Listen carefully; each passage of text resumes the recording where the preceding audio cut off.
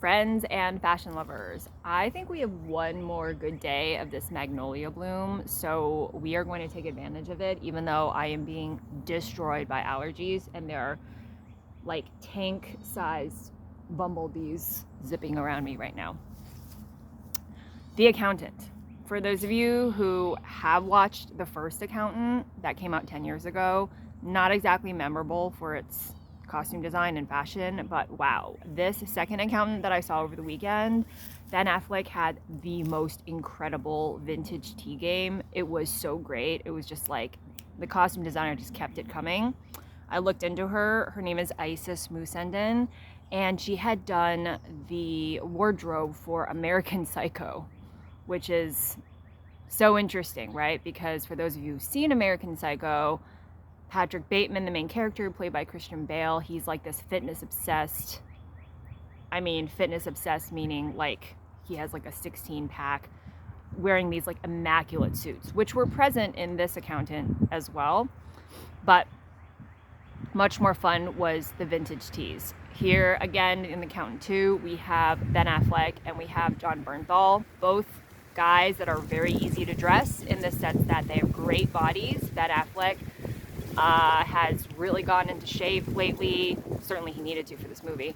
And one of the opening shots of him is from his back while he's putting on a suit, and you could see this great V shape that he has. I don't know, was he a competitive swimmer? Because it looks like a swimmer's body, like Michael Phelpsian. And then Jon Bernthal has like the wiry, lean boxer body, also incredibly cut. And they appear in some very nice formal menswear, but please watch it if just for how great the t-shirts are. This costume designer, Isis, also did Shrek, so, you know, maybe that's where her sense of humor comes from. Okay, this bumblebee is literally staring me down.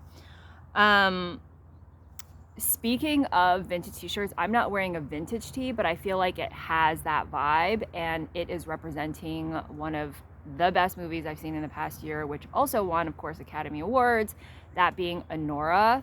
You might be able to see the back here a little bit. I really love the typeface of the film and just the overall aesthetics of it. The costume designer for Anora, Jocelyn Pierce, also did an incredible job because it is a riff, in a sense, on a Cinderella story.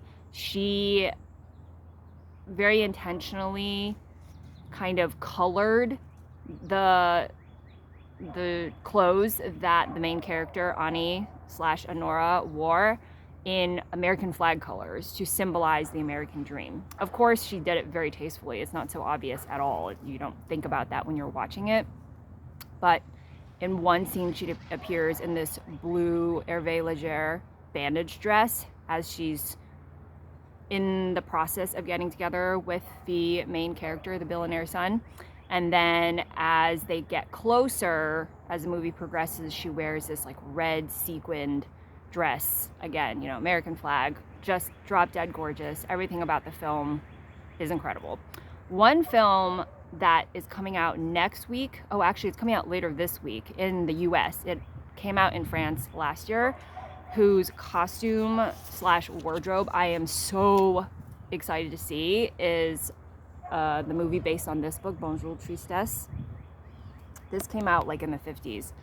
And a movie came out at that time as well. So this is a remake, but it's got Chloe Sevigny, who is one of the best dressed people ever, just impeccable style sense. Whatever she wears, period, is interesting. And I'm sure she had some input with the costume designer for this French indie movie. So I will be trying to find that movie, even if it's playing in Boston, and I will report back.